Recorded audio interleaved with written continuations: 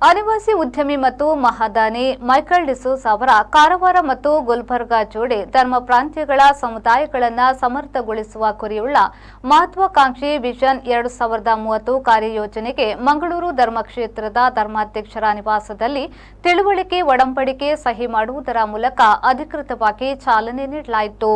ಕಾರವಾರ ಮತ್ತು Gulbarga ಧರ್ಮಕ್ಷೇತ್ರಗಳಿಗಾಗಿ Michael D'Souza vision 2030 ಕಾರ್ಯಯೋಜನೆ ವಸತಿ ಮತ್ತು ಶಿಕ್ಷಣ ಕಾರ್ಯಕ್ರಮಗಳ ಮೂಲಕ ನಡೆಯಲಿದೆ.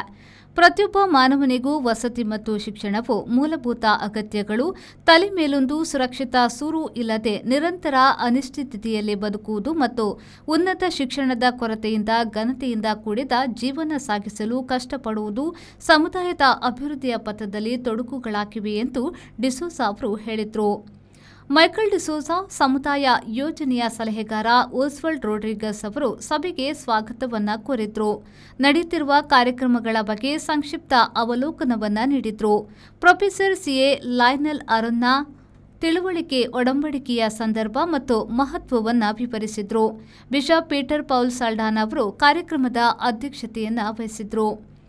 ಗುಲ್ಬರ್ಗಾ ಧರ್ಮಕ್ಷೇತ್ರದ ವಿಕಾರ್ ಜನರಲ್ ಅತಿ ವಂದನೀಯ ಸಂತೋಷ್ ಬಾಪು ಅವರು ತಮ್ಮ ಧರ್ಮಕ್ಷೇತ್ರದ ಪರವಾಗಿ ಕೃತಜ್ಞತೆಯನ್ನ ವ್ಯಕ್ತಪಡಿಸಿದರು.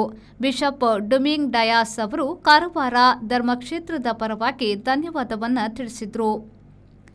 ಮೈಕಲ್ ಡಿಸೋಜ ಮತ್ತು ಅವರ ಪತ್ನಿ ಫ್ಲೇವಿಯಾ ಡಿಸೋಜ ಅವರನ್ನ ಕಾರವಾರ ಮತ್ತು ಗುಲ್ಬರ್ಗಾ ಧರ್ಮಕ್ಷೇತ್ರಗಳ ವತಿಯಿಂದ ಶಾಲು ಮತ್ತು ಪುಷ್ಪಗುಚ್ಛಗಳೊಂದಿಗೆ ಸನ್ಮಾನಿಸಲಾಯಿತು.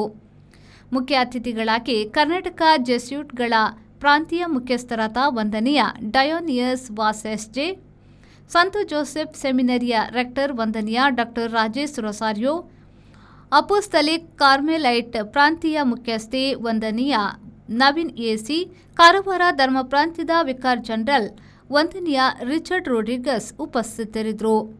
ಬ್ಯೂರೋ ರಿಪೋರ್ಟ್ ವಿ4 ನ್ಯೂಸ್, ಮಂಗಳೂರು.